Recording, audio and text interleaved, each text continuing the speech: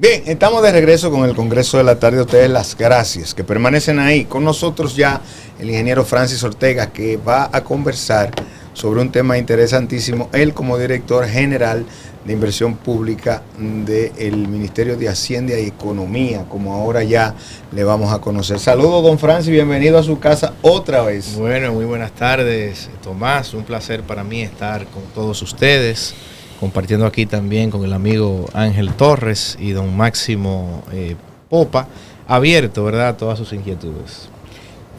Yo quiero entrar preguntándole, ¿es imprescindible el gobernador? Pero espérese, profesor, vamos por parte como Jack, el destripador. Vamos a hablar de Francis primero. Francis, tú tienes unas obligaciones actuales en una institución que acaba de sufrir una transformación. Háblanos de esa institución a la que tú perteneces y de todo lo que podemos esperar de esto o lo que se espera que dé como resultado esta fusión entre lo que era planificación, economía y desarrollo y Hacienda, que ahora son uno. Y cabe determinar si en verdad fue una fusión. Pero si de sufrimiento, si acaba de sufrir o acaba de tener. ¿Y cómo lo ve también? Bueno, realmente ustedes saben que no es una sorpresa. De hecho, el presidente hace ya un buen tiempo anunció una serie de medidas de racionalización de la administración pública, dentro de las cuales se encontraba la fusión del Ministerio de Economía, Planificación y Desarrollo y el Ministerio de Hacienda. Digamos, no es un modelo único en el país. Hay varios países de América Latina que tienen, digamos, estas dos grandes áreas bajo la sombra de un mismo ministerio. Recordemos que la ley 496-06 creó lo que se conocía entonces como el Secretariado Técnico de la Presidencia, cuyo primer titular fue el ingeniero Temístocles Montaz. Luego vino la reforma que cambió, digamos, la denominación de las Secretarías de Estado por ministerios, y entonces llegamos a este punto en el que desaparece el Ministerio de Economía, Planificación y Desarrollo. Digamos que tenía bajo su quehacer tres grandes rectorías: la Rectoría del Sistema Nacional de Planificación e Inversión Pública, la Rectoría de todo el Sistema de Monitoreo y Evaluación, y también la Rectoría del Sistema de Ordenamiento Territorial del país. En la parte de ordenamiento territorial, bajo la nueva ley de fusión, pasa a la Presidencia de la República, mientras que la función de planificación e inversión pública, así como el Viceministerio de Economía, que es el responsable, ¿verdad?, de todos los análisis macroeconómicos y de formular y proponer la política económica en sentido general del gobierno, junto con Banco Central, Ministerio de Hacienda y otros actores, eso pasa al Ministerio de Hacienda. En esta primera parte lo que interpreto es que hay funciones que tenían esas instituciones que una parte va directamente a la presidencia y la otra permanece en la fusión. Correcto. ¿Por qué esa parte que pasa a presidencia se toma la decisión de que sea por presidencia que se maneje y no se queda dentro del nuevo organismo? Sí, bueno, ahí lo que pasó a presidencia fue precisamente la parte de ordenamiento y la cooperación internacional. En un momento se evaluó pasar la cooperación al Ministerio de Relaciones Exteriores, pero se entendió que en este momento y en el contexto actual del país era mucho más conveniente tenerlo bajo la dirección del Ministerio de la Presidencia. Tú referías de otros países que han hecho a asuntos similares con esas instituciones, y en ese sentido de lo que tú refieres que no se fue a relaciones exteriores, ¿cómo lo manejaban en otros países, en tu experiencia? En otros países hay de todo, o sea, hay modelos donde la cooperación está precisamente bajo la... Porque es mucho lo que se recibe por cooperación internacional y lo que se maneja. Realmente no, los ingresos, digamos, por donaciones del extranjero, parte, digamos, del presupuesto nacional, no es significativo realmente. Pero son donaciones básicamente para estudios, es cooperación internacional. Ayer hablaban aquí de 100, antes de ayer, de 100.000 euros que le llegaron a las alcaldías. Bueno, 100.000 euros, ¿cuánto puede ser? Son 60 millones de pesos. 60, no, 6 millones. 6 millones de pesos. No, eran 100, era 1 millón de euros. Generalmente suelen ser así los montos. De hecho, yo en trabajos previos también trabajé con donaciones y te donan 500.000 euros, 500.000 dólares. Suele ser por ahí, ¿no? Sí, son insignificantes la cantidad para como Estado. Ahora, ¿cómo se vislumbra la pregunta que dije al principio la dejamos. Y cuando le veo contestar, me doy cuenta que ciertamente tiene el perfil para manejar, esos son los perfiles para manejar la economía, los temas económicos, ¿verdad?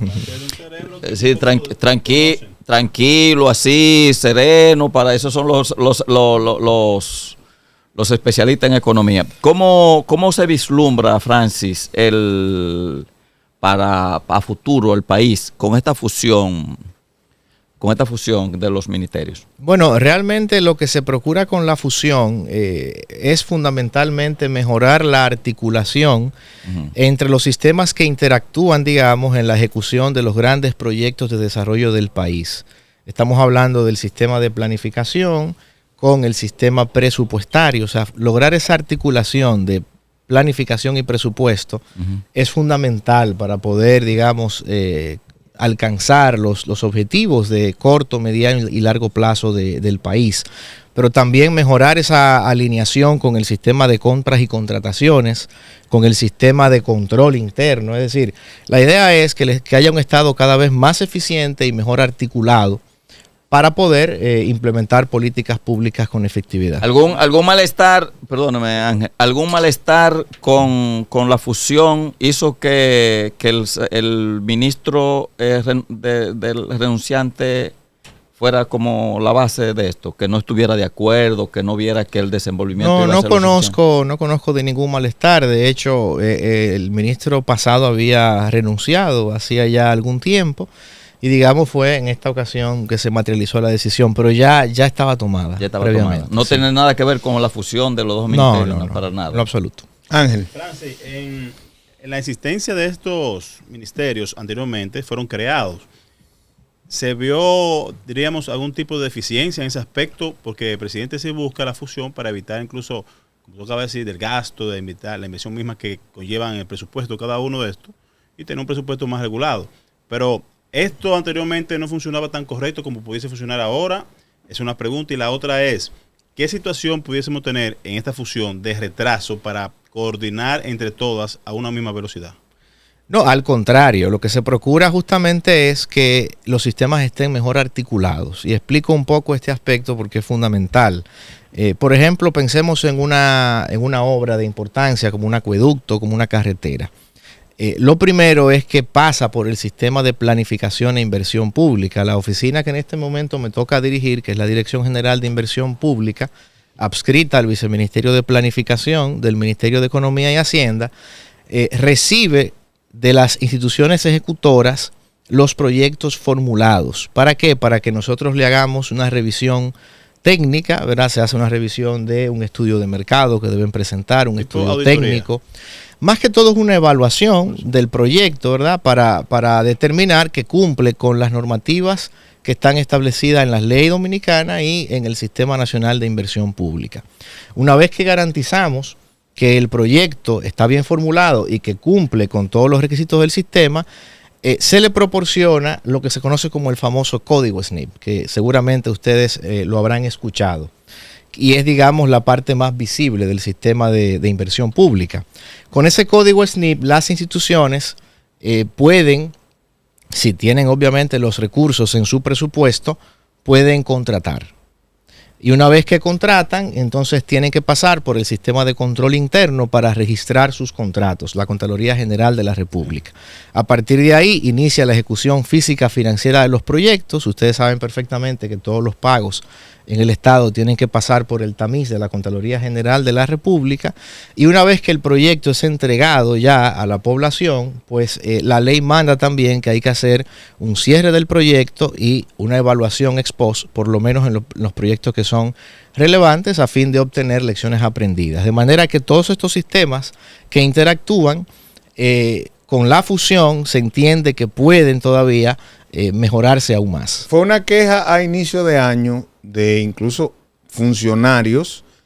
Creo que el mismo ministro de Obras Públicas en un momento se quejó, dijo que era que el dinero no salía rápido, que no había la facilidad y que por eso los proyectos estaban paralizados. Con esta fusión, ¿tú crees que eso podrá salir del escenario y que la queja no sea esa? Bueno, la idea siempre es ser más eficiente, buscar, digamos, la mejora continua, que es lo que el gobierno está tratando de hacer. Digamos, en la evolución de lo que es la planificación en el país, hemos tenido, por ejemplo, ustedes recordarán quizás el señor Popa, la antigua Oficina Nacional de Planificación, la UNAPLAN, estaba bajo la dirección de la Presidencia de la República. Y bueno, posteriormente surge el Secretariado Técnico, el Ministerio de Economía, Planificación y Desarrollo. Es decir, es el Estado que va procurando mejorar su eficiencia, y entonces sobre la base de la experiencia previa, ¿verdad?, de los errores cometidos y también de la, ¿por qué no? Exigencia del sistema. Correcto, de la orientación que también tienen pues numerosos organismos internacionales, por ejemplo, como el Banco Interamericano de Desarrollo, la Comisión Económica para América Latina, pues se van analizando escenarios de reingeniería del Estado.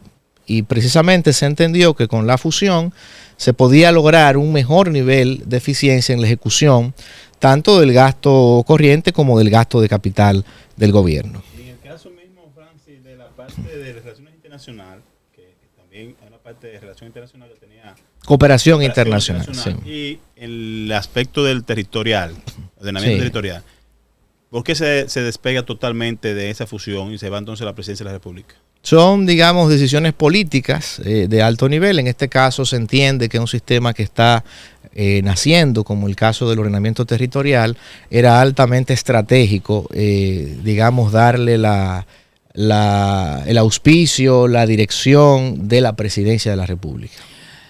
La forma en cómo sigue contestando me llama la atención. ¿Está garantizado la continuidad en las funciones, que se va ascendiendo acorde como la gente se va desempeñando en el ministerio? ¿Tiene un tiempo importante en las funciones? ¿Conoce los mecanismos desde cuándo y cómo lo vislumbra? ¿Cómo se ve el ambiente respecto a, no con la fusión, sino un asunto técnico de suma importancia para la vida republicana? Bueno, evidentemente una decisión de este tipo pues crea algún nivel de incertidumbre.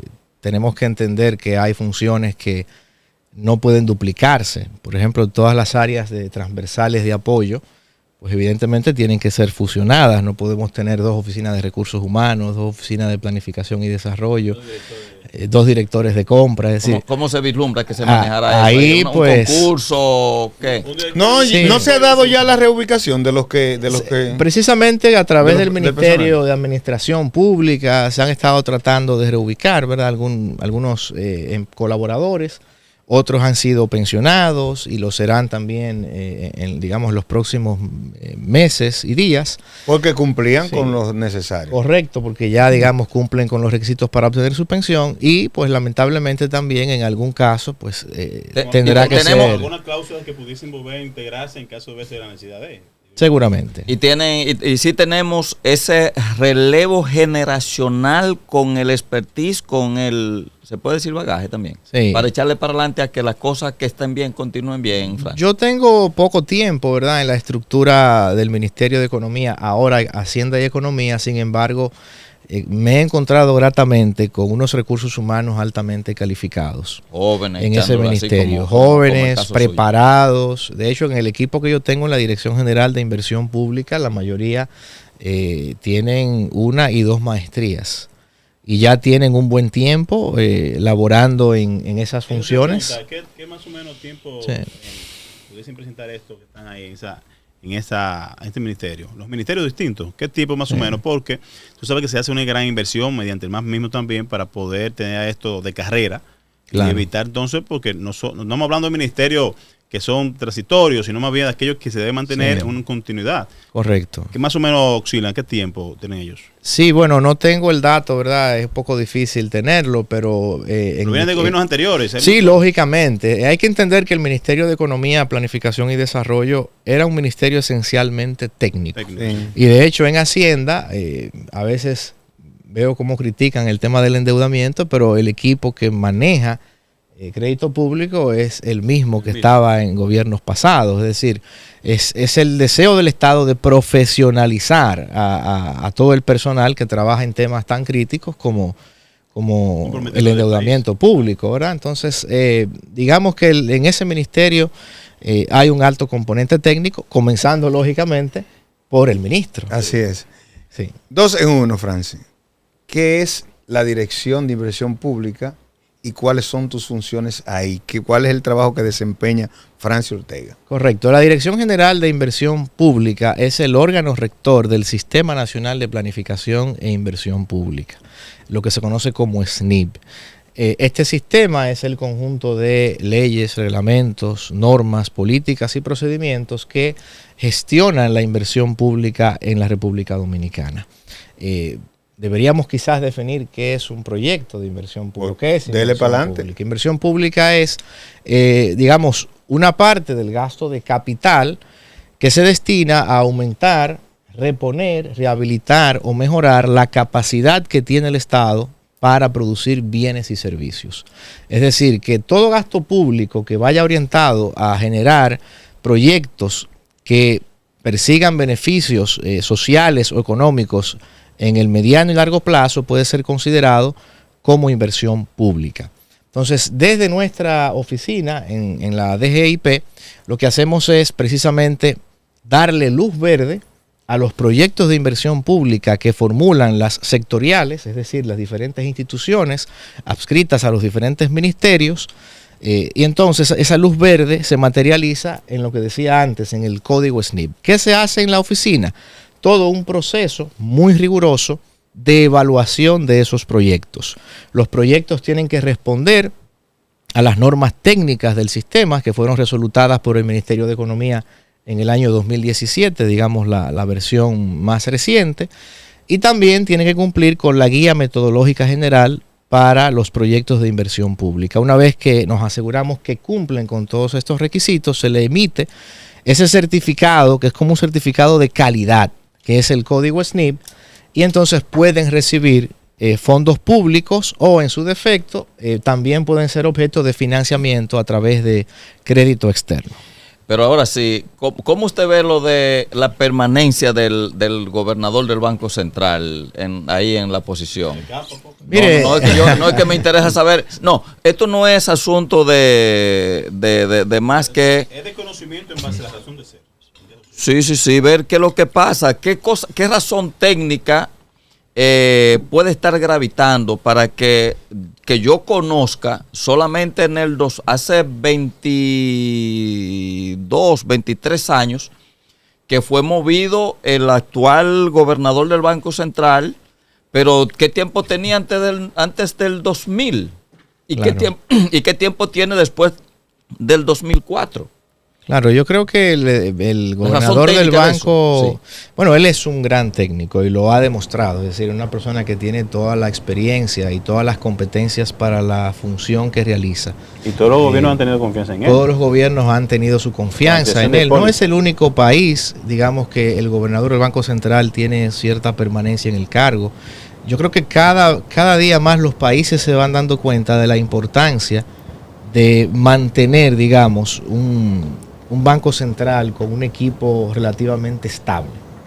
En el caso de Valdés Albizu, sin duda que ha sido clave para la estabilidad macroeconómica del país durante todos estos años. Si bien no es imprescindible, yo creo que es una muestra de mucha madurez de la clase política dominicana el mantenerlo en el cargo a pesar de. Yo creo que también este país es extremadamente político. Y eso nos afecta, digamos, en términos de poder lograr ciertos objetivos como país. No, pero yo qué bueno que me dice, y yo no quiero que se vaya a ver, es de verdad como que me interesa saber, pero ¿por qué solamente eso ocurre con el Banco Central? Por la importancia que tiene el Banco Central al dirigir la política monetaria de la República Dominicana y parte fundamental de la política económica. No, si tenemos un cambio. Solamente hay que ver cuando se pierde la estabilidad económica en un país. Se decalabra. ¿Cuánto cuesta eso? Bueno, yo preguntaba si podíamos tener un retroceso en los ministerios que se están fusionando, ¿verdad? En este caso, solamente con el hecho de cambiar el gobernador, que vendría con un librito nuevo, ya pudiese crear algún tipo de situación. Claro, porque ya, como dirían en cualquier barrio, ya las mañas de este señor ya lo sabemos, seguirán siendo las mismas. La economía es confianza esencialmente. Sí. Yo creo que tanto el sector, la clase política y los sectores empresariales confían mucho. Aunque Francia, a veces yo creo en Valdés. que él se trasnocha mucho y le pasa unos datos un poquito confusos. Francia, hay una estructura nueva en esta fusión, Magín Díaz encabezando. Tú tienes cómo se está distribuyendo el equipo que va a dirigir lo que es ahora Hacienda y Economía. Y bueno, todos los viceministros fueron ratificados en sus cargos. No hay ningún viceministro que no estuviera antes. De ambos ministerios anteriores. Correcto. Los viceministros de Economía y Planificación e Inversión Pública fueron ratificados por decreto. Ahí está en Economía el licenciado Alexis Cruz y en Planificación y Desarrollo en Planificación e Inversión Pública el economista Martín Francos. Ya en el lado de Hacienda se mantiene Derby Bolívar de los Santos como viceministro de Tesoro y Patrimonio, María José Martínez como viceministra de Crédito Público, una técnico altamente competente que tiene ese ministerio, el señor Rijo Presbot sigue siendo viceministro de Presupuesto y Contabilidad, y Camila Hernández se mantiene como viceministra de Política Tributaria. Pero es que, si no mal lo entiendo, son dos ministerios. En uno. Y que cada ministerio, según la ley, tiene... el máximo debe tener 6. No puede tener más de 6. Más de 6. Entonces, ahora será un solo ministerio. Con 6 viceministros. Con 6 viceministros. Así es. Es decir, que hay 6 que van a otras posiciones. Bueno, no necesariamente. Bueno, van a otra posición. No sabemos. Pero ok, entonces los que estaban en lo que sería la institución receptora, correcto, se quedarán esos 6. Se quedan ahí. Correcto. Los otros veremos. Francis, al momento, el propio presidente ha reconocido que hay una recesión, que la economía no está en su mejor momento. Ustedes ya en la parte técnica, ¿qué ven que pudiera estar cambiando el escenario de aquí a finalizar el año? Bueno, en la medida en que la incertidumbre disminuye en la economía global, especialmente en nuestra región, yo creo que las perspectivas económicas irán mejorando. En este momento, la situación, digamos, de ralentización no es exclusiva de República Dominicana. El FMI proyecta para toda la región de América Latina y el Caribe un crecimiento de 2.4%. En República Dominicana estamos hablando de 2.5 a 3 probablemente. ¿El promedio más o menos que llevamos? No, de hecho hemos tenido tuvimos años muy buenos, de 5%, exactamente. Hasta después de la pandemia hemos visto que el número va... Sí, después de la pandemia sí. El tema es que con esta incertidumbre que han traído las políticas comerciales de Donald Trump, pues han afectado sin duda, también las tasas de interés se mantienen todavía muy altas. Que Claudia Sheinbaum dice que de alguna manera le fue bien porque hablaron y él le mantuvo, dijo no, te mantuve los gravámenes que yo entiendo que te tocan. Pero bueno, ya han habido señales, digamos, se han reducido los aranceles pactados, pactados, impuestos, ¿no? Hacia algunos países se han moderado. Se va a ampliar la tasa. Y en la medida, digamos, en que pasa el tiempo, confiamos en que la economía, esa volatilidad se irá reduciendo y, digamos, la economía continuará su curso de crecimiento. Independientemente habitual. de eso, que dice el FMI y demás, y que nos vemos envueltos en ello, nosotros, país, la razón real, porque el presidente habla tanto de lo que hemos avanzado y incluso hasta la pobreza mismo que hemos sacado, dice el presidente, la realidad dentro del punto de vista, ¿cómo usted me puede expresar a los que nos están viendo? Porque muchos dicen que no tenemos una economía muy estable. Sentimos como que, claro está, dependiendo de los sectores, pudiésemos tratar ese tema. Sí. Pero en manera global, ¿cómo se encuentra la República Dominicana en porcentaje, diríamos, del 1 al 10 en cuanto a la economía, comparándolo con los años anteriores? Sí, no, lo que le digamos, el indicador que yo te pudiera decir de salud más importante es compararnos con la región. ¿Qué tan bien vamos? Bueno, no pudiéramos determinarlo por nosotros mismos, tendríamos que analizar el contexto regional. Y si estamos hablando de que las proyecciones para América Latina andan en el orden de 2.4% promedio de crecimiento, siempre que nosotros estemos por encima del crecimiento promedio, digamos, estaremos relativamente bien. La idea es nunca estar por debajo del crecimiento de América Latina. Correcto. Eso es importante. Francia, aquí no te podemos dejar ir si no hablamos del tema internacional, que es el que usualmente tú tratas con nosotros las veces que ha estado, que ahora no te lo permiten las obligaciones. Sí. Pero antes, mira, yo quisiera que tú me permitieras, Tomás, arrojar algunos datos, digamos, de lo que es el desempeño de la inversión pública recientemente en la República Dominicana. Este escenario es suyo. Vamos a ver, porque eso puede ser alentador a toda la población que está viendo el Congreso de la tarde. Correcto. También. Fíjense, a nivel de inversión pública, en los últimos 3 años ha habido una ejecución, yo diría récord, si lo comparamos, digamos, con... Espérate, pero eso no es lo que está diciendo la oposición. La oposición dice que es la inversión más baja que se ha hecho en todos los tiempos. La que bueno, vamos a matizar eso. Ciertamente los niveles relativos, es decir, en función del Producto Interno Bruto, son bajos, pero esta tendencia, digamos, viene de lejos. Recuerden que en los años 90 Balaguer mantenía altos niveles de inversión pública, pero el gasto corriente era muy bajo. Estamos hablando de un gasto corriente que era el 6% del Producto Interno Bruto y una cifra similar para inversión pública. Sin embargo, no éramos una potencia mundial precisamente en el año 90. El país definitivamente requería pues más gasto social, mayor protección social, mejor sistema educativo, un mayor gasto en salud, evidentemente asistencia social para poder sacar gente de la pobreza. Ahí vinieron los programas estos de asistencia, como las tarjetas en su momento de solidaridad, ahora el programa Supérate. Es decir, que el país ha tenido que gastar mucho en, digamos, para mantener ciertos niveles de seguridad y poder bajar la pobreza, ¿no? En ese escenario, el gasto en inversión pública ha venido reduciéndose con los años. Entre el periodo, por ejemplo, 2017 al 2020, el promedio del gasto de capital ejecutado con relación al PIB no llegó a un 2%. Es decir, que no es una tendencia ni reciente ni propia de este gobierno, sino que es producto precisamente de la decisión que como país hemos tomado de mejorar ciertos sistemas como el sistema educativo. Tomen en cuenta que llamársele a eso estabilidad. Estabilidad, pudiésemos llamarle. Digamos que lo que hemos perdido en obras de infraestructura, en la posibilidad de ejecutar proyectos de inversión, lo hemos ganado en calidad de sistema educativo, mayor cobertura. Hoy tenemos una escuela prácticamente en todos los sectores. El sistema de salud también ha ampliado significativamente su cobertura. Hay mucha gente vulnerable que está siendo apoyada desde el gobierno a través de los programas sociales. Y digamos, esa ha sido la causa.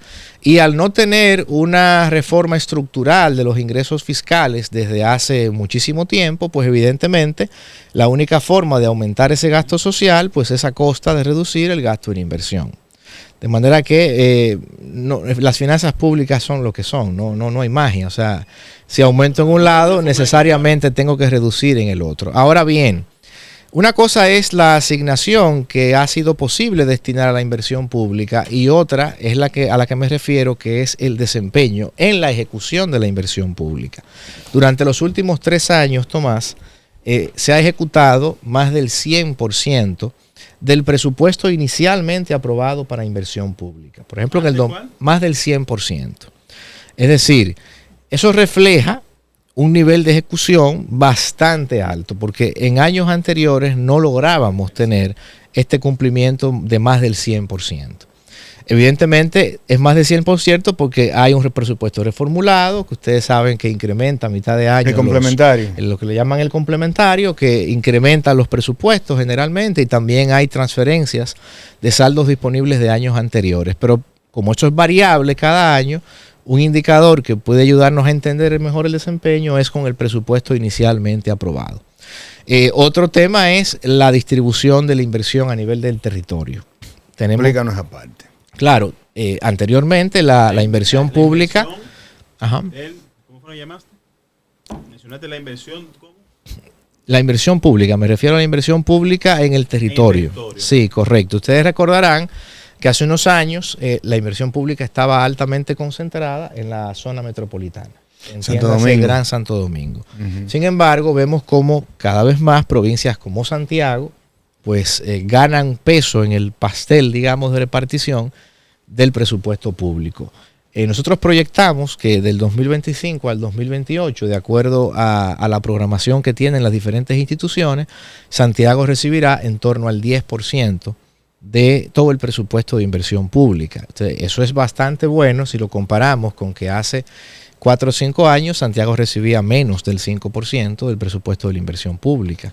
Pero igualmente provincias como Duarte, provincias como María Trinidad Sánchez, Dajabón, Montecristi, Pedernales, están recibiendo también un aumento importante en la inversión del Estado. De manera que... Pero hay Dajabón, por ejemplo, ¿qué tipo de inversión se está haciendo directa sin ese aspecto? Sí, bueno, en el caso de Dajabón, recuerden que estamos también hablando de la verja perimetral. Eso eleva, digamos, la inversión a nivel provincial. Hospital que se está casi inaugurando allá. Exactamente. Hay unas obras ahí cuantiosas. Sí. Pero te iba a decir, lo que se cuestiona actualmente es que toda esa inversión ha venido con una andanada de préstamos que de alguna manera crea situación difícil para manejar la situación económica del país. ¿Tú entiendes que todavía estamos dentro de los márgenes que se pueden manejar? Sin duda. Recuerden que yo hablaba hace un rato de que la deuda, digamos, está siendo manejada de forma profesional, no desde ahora, sino desde hace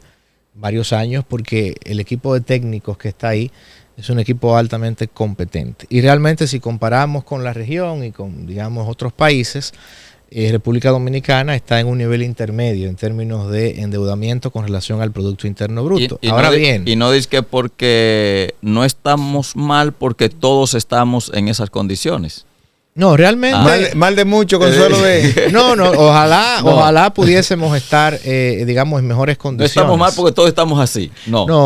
Recordemos, yo dije antes, no hemos producido una reforma estructural importante a nivel de ingresos fiscales. Por lo tanto, es que no hay de otra. Las ¿Ya está de vuelta a la mesa esa reforma?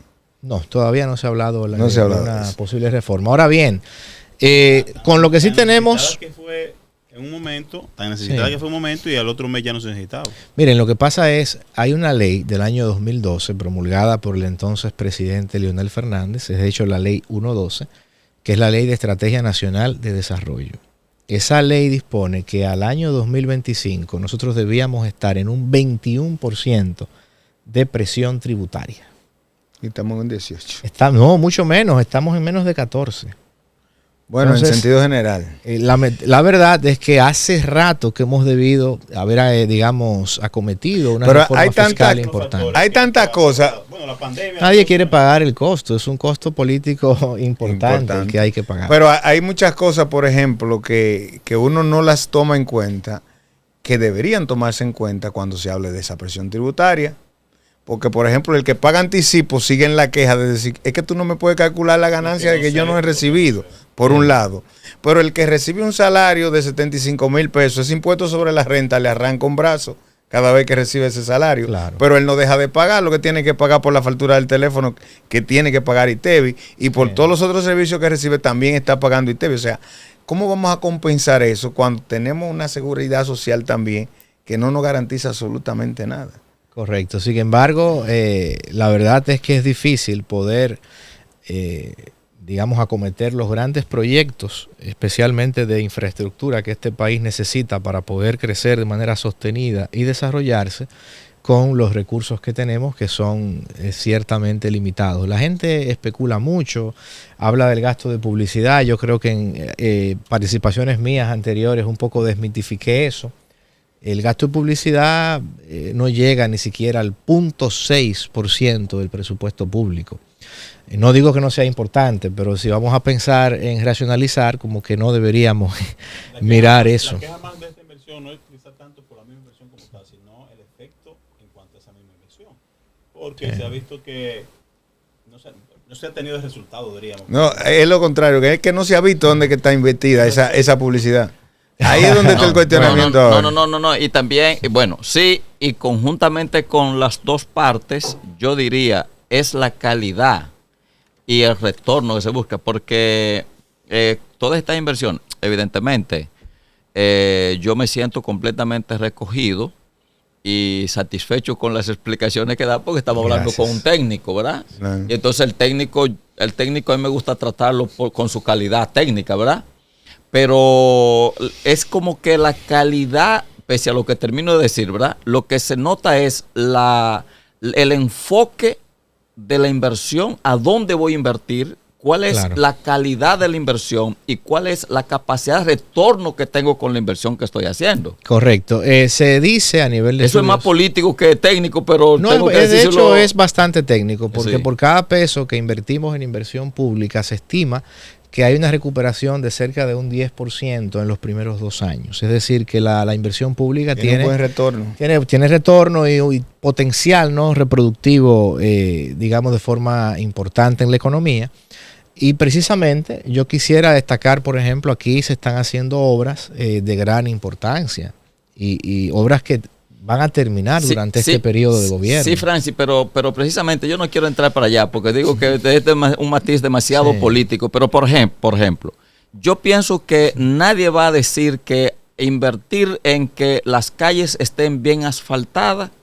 Por cierto, quiero felicitar aprovecho y perdóname, quiero felicitar al que apareció por fin un lugar donde venden pinturas. Le pusieron una rayita amarilla donde debe ponérsela a una calle, en una calle. La calle de Santiago no tienen raya amarilla, no están identificadas por parte que yo camino. Jorge Muñoz vino. Pero bueno, yo de toda la calle por el entrecito que camino Santiago entero, solamente vi pintando la calle ancha del está bien.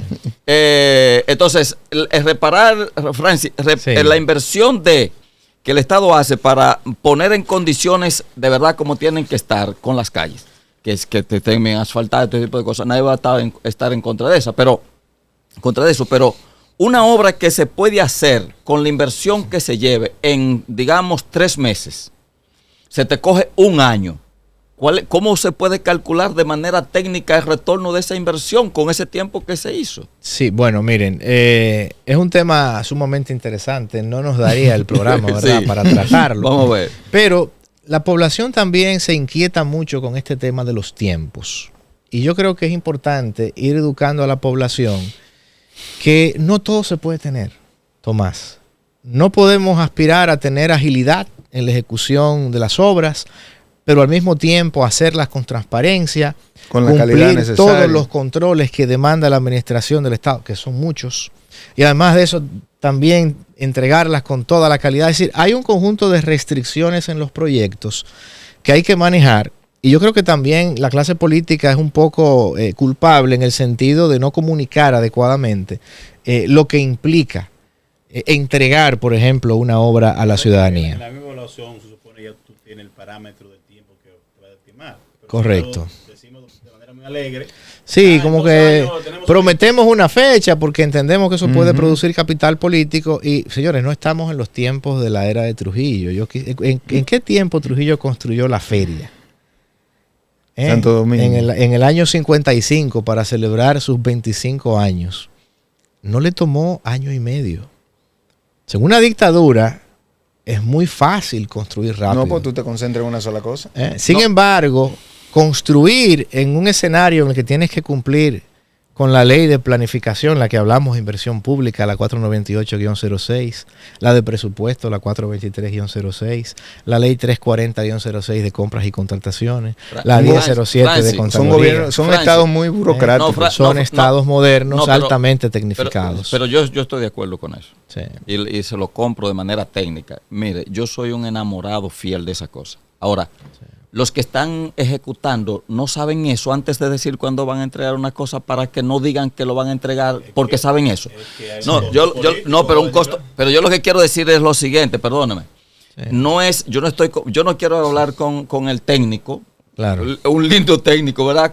Cosas que son para mí muy políticas, porque ¿para qué decimos que vamos a entregar en diciembre si tú sabes que Francis es el técnico al que tú tienes que escuchar cuando te dice la burocracia que se tiene que llevar a cabo para poderlo hacer? ¿Por qué obviamos que Francis está ahí como el técnico para tú decirle una cosa a la población? Porque suena bonito decirle que en diciembre te lo voy a entregar, donde tú sabes que diciembre no existe en el calendario para los fines de lo que estoy diciendo. No sé si explico. Eso desde el punto de vista de quien lo está diciendo, políticamente hablando, lo ayuda a mantenerlo tranquilo. Claro. Ajá, y no se revierte, dígame a ver. Bueno, se revierte, pero supone que vuelve el plan de nuevo. Y ahí muestran la situación. Yo creo que... Pero ahora Francis tiene algo ahí que yo quiero que no se vaya sin compartirlo a nosotros. Bueno, no, en este caso de el tema de las obras y la agilidad, es importante entender,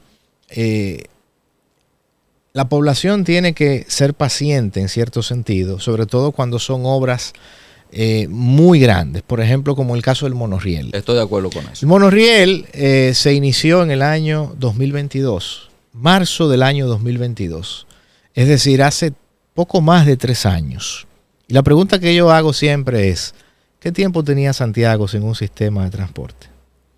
Acabamos de cumplir 530 años de existencia y no podemos esperar 4 o 5 años a construir un sistema de transporte masivo. Hay un enchinche debajo, tú lo sabes. Entonces yo creo que tenemos que ser... Te lo pone bonito, Francis, pero sí. En un momento mientras andábamos con coche todo iba marchando bien. Luego viendo la exigencia de andar en pero las grandes obras, don Ángel, quisiera preguntarle, por ejemplo, el señor Popa tiene más experiencia de vida que nosotros. ¿Qué tiempo tomó hacer el complejo Tavera Bajo? Sin embargo, es una obra que está ahí con el tiempo y la hemos disfrutado durante generaciones. No, pero que yo esa parte yo no la voy a discutir de ninguna manera. Yo pudiera decir, porque conozco, cuando viene a ver de mano, la carretera, la construcción que le hicieron, todos los arreglos que le han hecho a la carretera internacional. Correcto. Que divide la República. De hecho, la única carretera, la tercera carretera a nivel del mundo con esas características. Una isla que divide 2 países. Así es. Porque hay una carretera panamericana, pero eso es que une países. Correcto. Es la que tenemos ahí en América Central. Lo que yo estoy diciendo es, si tenemos el técnico, el que sabe, y como bien señala, una obra que por su envergadura, la importancia para Santiago y el tiempo nunca lo tenía, es muy necesitada, muy todo lo que usted quiera.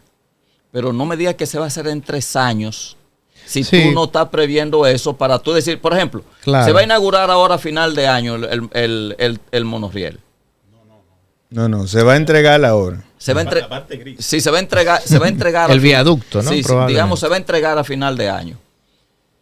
Los parámetros técnicos a los que usted ha estado planteando lo que yo compro perfectamente, ¿están previstos? Sí, pues perfecto, en diciembre. Ahora, que cuando llegue diciembre no me digan estos alegatos muy bien planteados, como usted lo está diciendo, Francis, para entonces cogernos a mayo o a diciembre también, es lo que yo estoy diciendo. Sí. Bueno, yo le digo a la población, póngale ahí su 10% para que no se frustre. Mire, yo quisiera rápidamente mencionar la programación que desde la Dirección General de Inversión Pública tenemos a través del plan plurianual para de aquí al 28.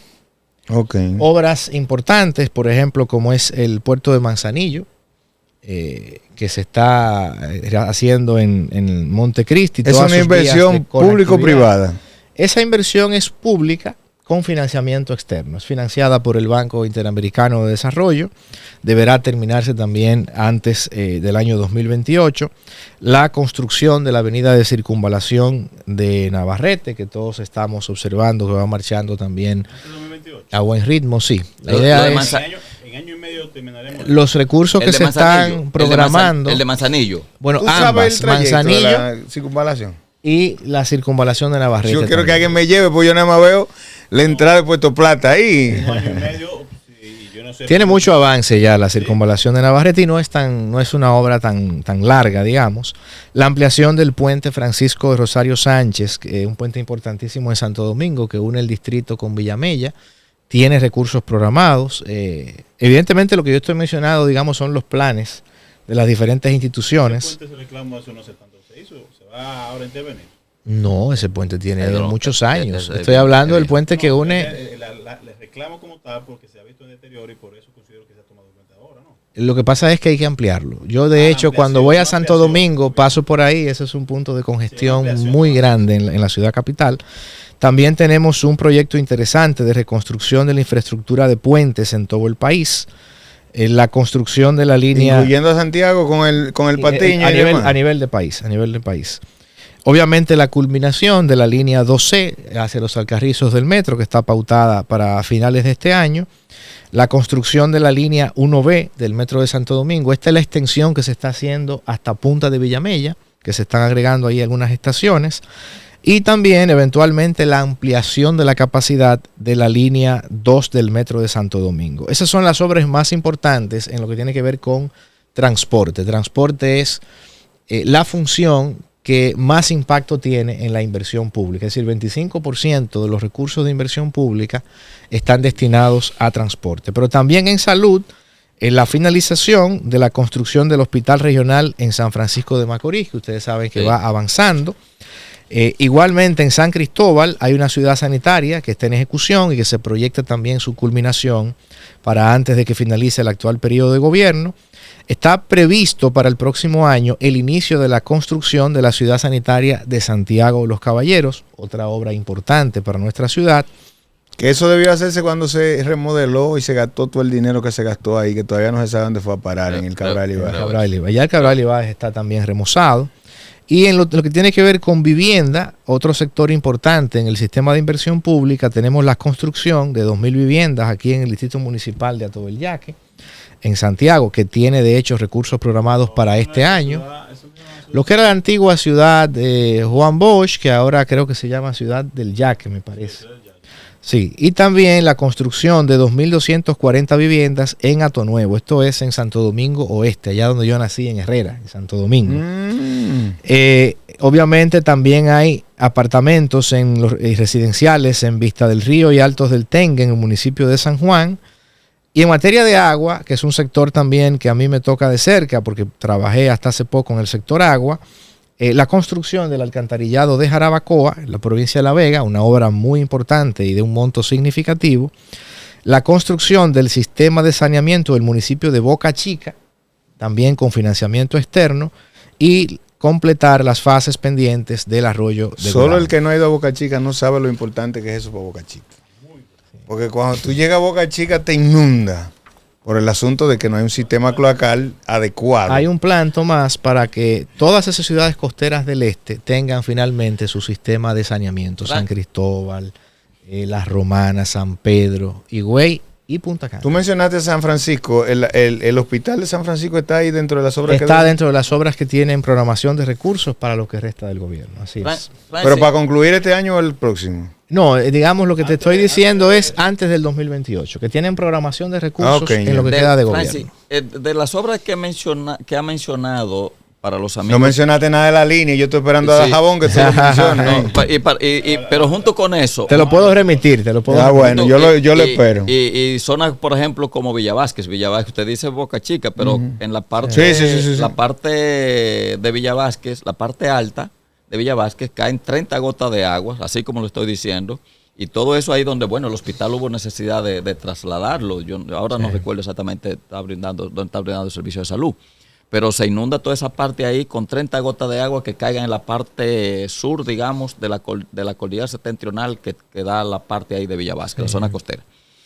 Lo digo porque viví mucho tiempo ahí. De Zapata, una intervención en la semana, le hizo mención de la al presidente Luis Abinader en respecto claro. a eso. Sí. Entonces, yo digo, de todas esas inversiones que están pautadas no hay una que se haya dicho, o no recuerdo. No, le acabo de decir solo las principales. Sí, pero de las que he mencionado, no hay una que se diga con inversión del gobierno central, toda con préstamos, con todo financiamiento. No, ahí hay ambas. Hay con préstamos y hay también, porque con también, digamos, propio. Los recursos de financiamiento externo también forman parte del sistema de inversión pública. O sea, esas obras tienen que pasar por el sistema de inversión pública. Se nos quedó el tema internacional porque el tiempo ya se fue.